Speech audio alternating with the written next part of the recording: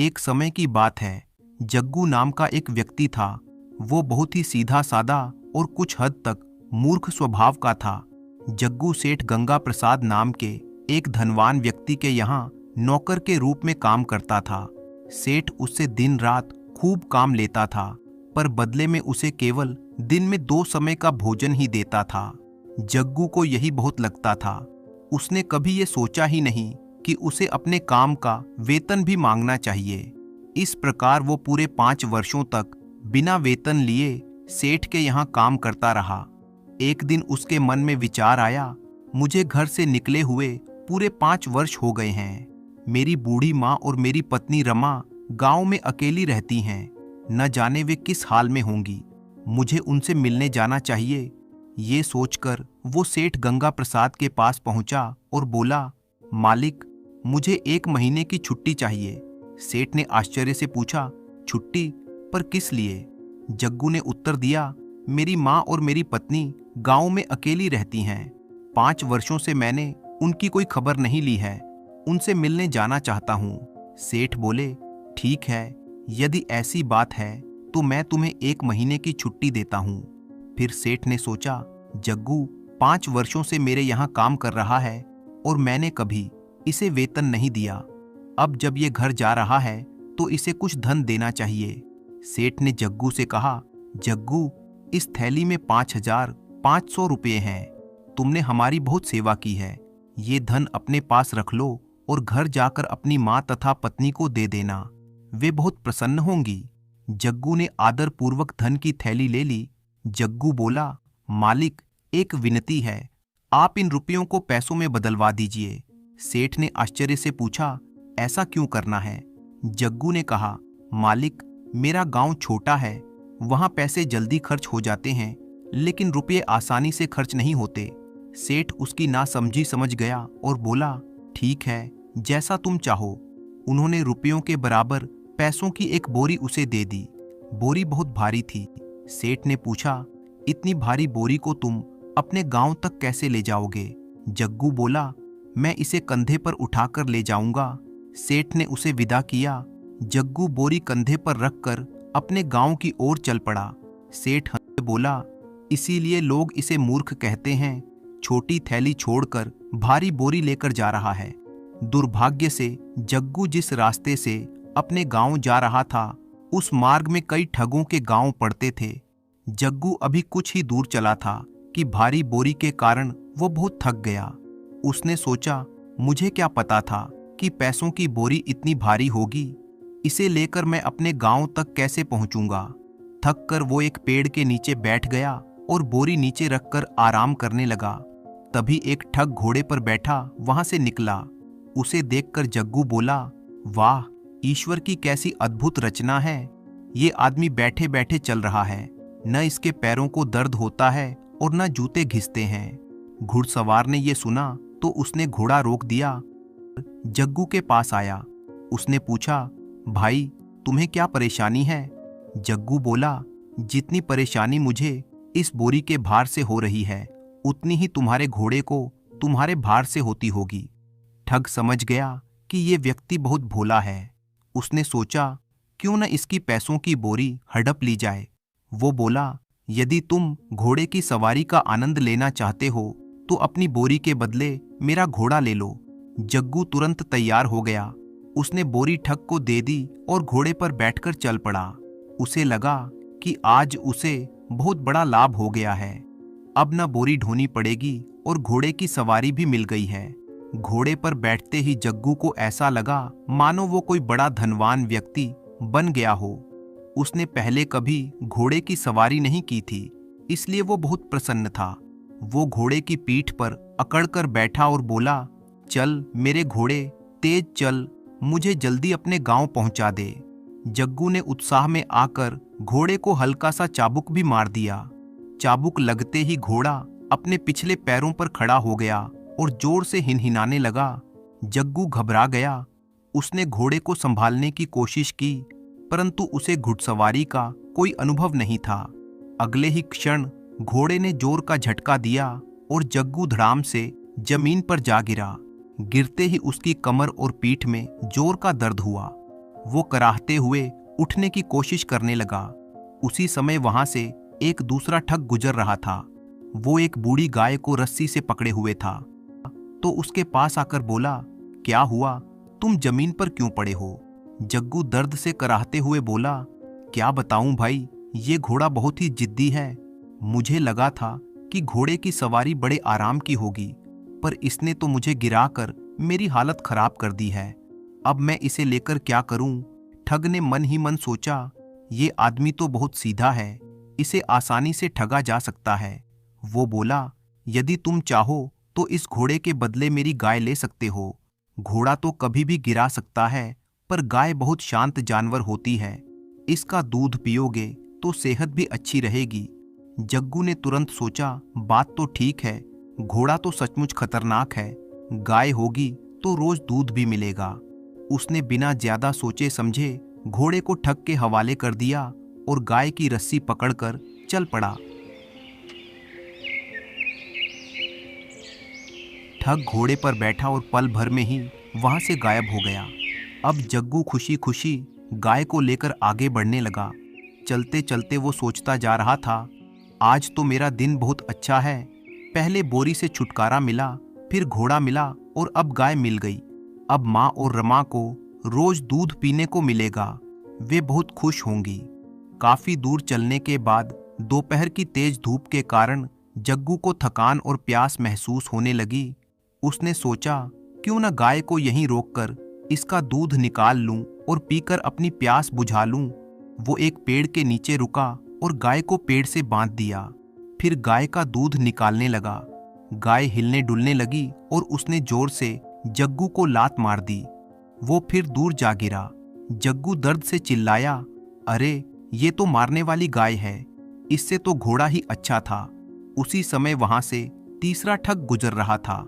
उसके हाथ में एक बकरी की रस्सी थी। उसने जग्गू को देखा तो पास आकर बोला, क्या हुआ भाई?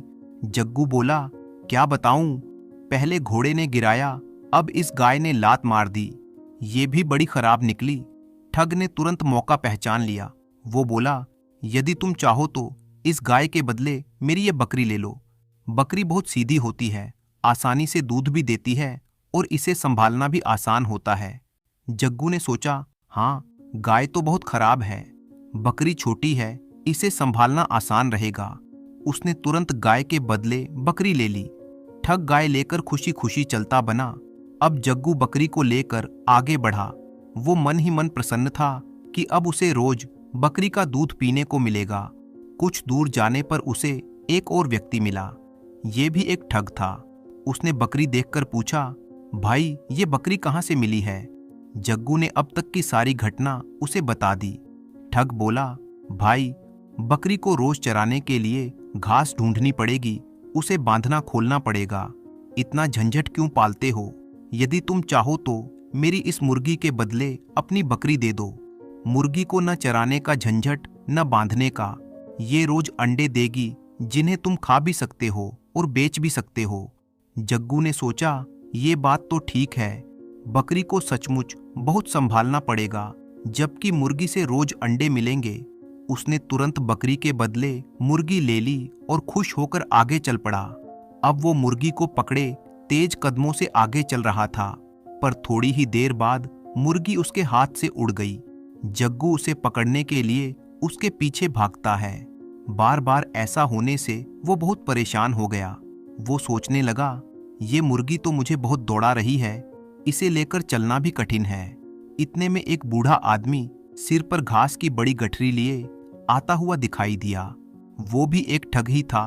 वो जग्गू से बोला, बेटा लगता है तुम मुर्गी संभालना नहीं जानते हो, इसे लेकर घर तक पहुंचते पहुंचते तुम बहुत थक जाओगे। जग्गू बोला, सच कहते हो बाबा, ये मुझे बार बार परेशान कर रही है। बूढ़ा बोला, यदि तुम चाहो तो इस मुर्गी के बदले मेरी ये घास की गठरी ले लो, इसे लेकर घर पहुंच जाओगे और रास्ते में कोई परेशानी भी नहीं होगी। जग्गू ने सोचा, घास तो घर पहुंचकर काम आएगी, मुर्गी तो बहुत परेशान कर रही है। उसने तुरंत मुर्गी के बदले घास की गठरी ले ली। बूढ़ा मुर्गी लेकर प्रसन्न होता हुआ आगे बढ़ गया और जग्गू सिर पर घास की भारी गठरी उठाकर अपने गांव की ओर चल पड़ा। कुछ ही दूर चलने के बाद उसके कंधे दर्द करने लगे। वो बार बार रुकता, गठरी नीचे रखता और फिर थोड़ी देर आराम करके दोबारा उठाकर चल पड़ता। चलते चलते वो सोच रहा था, आज सचमुच बहुत अजीब दिन है। सुबह मेरे पास पैसों की बोरी थी, फिर घोड़ा मिला, उसके बाद गाय, फिर बकरी, फिर मुर्गी और अब ये घास की गठरी। लेकिन कोई बात नहीं, घर पहुंचकर ये घास भी किसी न किसी काम आ ही जाएगी। इसी सोच में वो आगे बढ़ ही रहा था कि सामने से घोड़े पर आता हुआ एक और ठग दिखाई दिया। वो पास आकर बोला, अरे भाई, इतनी बड़ी घास की गठरी सिर पर उठाकर कहाँ जा रहे हो? जग्गू बोला, मैं 5 साल बाद अपने गांव जा रहा हूँ।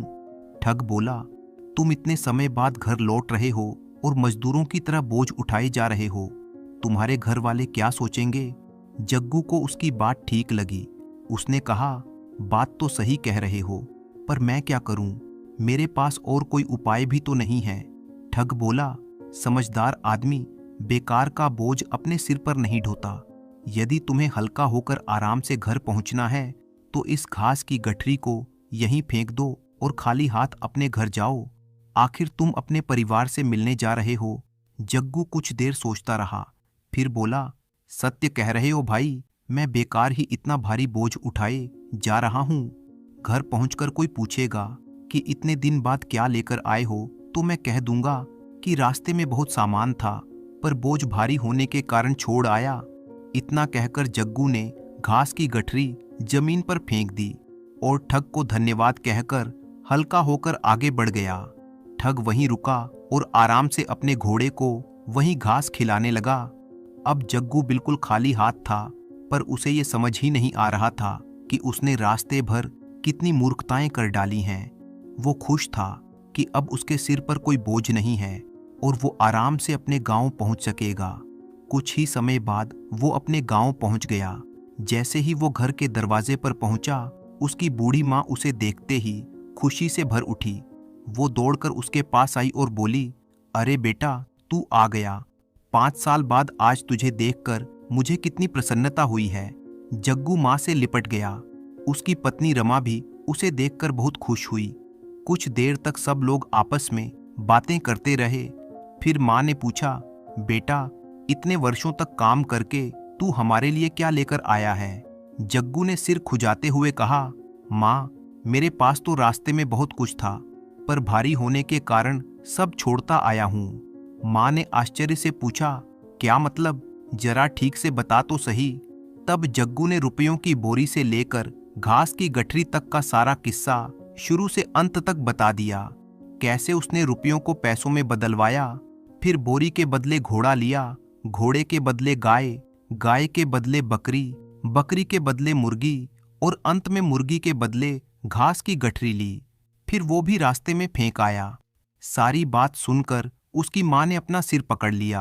वो बोली, अरे ना समझ, तूने तो अपनी सारी मेहनत यूं ही गवा दी। लेकिन जो हुआ सो हुआ, कम से कम तू सकुशल घर तो लौट आया। जग्गू बोला, माँ, मुझे तो यही अच्छा लगा कि मैं हल्का होकर आराम से घर पहुंच गया। अगर मैं वो सब सामान लेकर आता तो रास्ते में बहुत परेशानी होती। माँ ने गहरी सांस ली और बोली, बेटा, परेशानी से बचने के लिए कोई अपनी कमाई यूं नहीं छोड़ देता है। खैर, अब आगे से समझदारी से काम करना। उस रात परिवार के लोग बहुत देर तक बातें करते रहे। 5 साल बाद बेटे के लौट आने से बूढ़ी माँ बहुत प्रसन्न थी।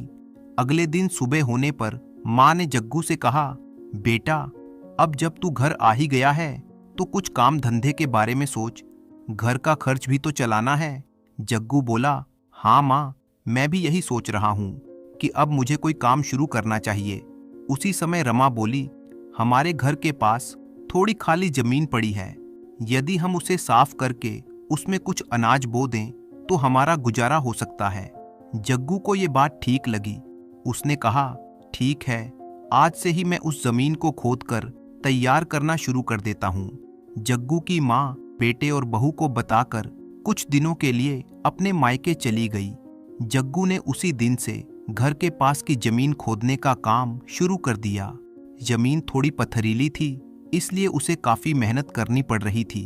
जब वो जमीन खोद रहा था तभी अचानक उसके फावड़े से किसी कठोर चीज से टकराने की आवाज आई। उसने तेजी से मिट्टी हटानी शुरू की। कुछ ही देर में उसे मिट्टी के नीचे पीतल का एक बड़ा बर्तन दिखाई दिया। जग्गू चौंक गया और उसने उत्सुकता से मिट्टी हटाकर पतीला बाहर निकाला और जोर से आवाज लगाई, रमा, जरा बाहर आकर देखो, मुझे जमीन के अंदर से क्या मिला है। जग्गू की आवाज सुनकर रमा तुरंत झोपड़ी से बाहर आई। उसने देखा कि जमीन के पास एक बड़ा पतीला रखा हुआ है। वो आश्चर्य से बोली, ये पतीला तुम्हें कहाँ से मिला? जग्गू ने उत्साह से कहा, ये मुझे जमीन के अंदर से मिला है। लगता है किसी ने बहुत पहले इसे यहाँ दबाकर रखा होगा। रमा ने कहा, अच्छा हुआ जो ये हमें मिल गया। अब हम इसमें पानी गर्म करने या कपड़े धोने का काम कर सकेंगे। जग्गू पतीले को ध्यान से देखने लगा। उसी समय उसके हाथ में पकड़ा हुआ एक सिक्का अचानक छूटकर पतीले के अंदर गिर गया। जग्गू ने तुरंत झुककर सिक्का निकालने के लिए हाथ पतीले में डाला। जैसे ही उसने सिक्का बाहर निकाला, वो आश्चर्य से चौंक पड़ा। उसके हाथ में एक नहीं बल्कि 2 सिक्के थे। वो हैरानी से बोला, रमा, ये देखो, मैंने तो एक ही सिक्का डाला था लेकिन बाहर 2 सिक्के निकले हैं। रमा को विश्वास नहीं हुआ। उसने कहा, शायद तुम्हें भ्रम हुआ होगा, फिर से डालकर देखो। जग्गू ने फिर एक सिक्का पतीले में डाला और तुरंत हाथ डालकर बाहर निकाला। इस बार भी उसके हाथ में 2 सिक्के थे। अब दोनों की आंखें आश्चर्य से फैल गई। रमा बोली, लगता है ये कोई साधारण पतीला नहीं है, इसमें जो भी चीज डालते हैं वो दुगनी हो जाती है। जग्गू खुशी से उछल पड़ा और बोला, तो इसका मतलब अब हम बहुत जल्दी अमीर बन सकते हैं।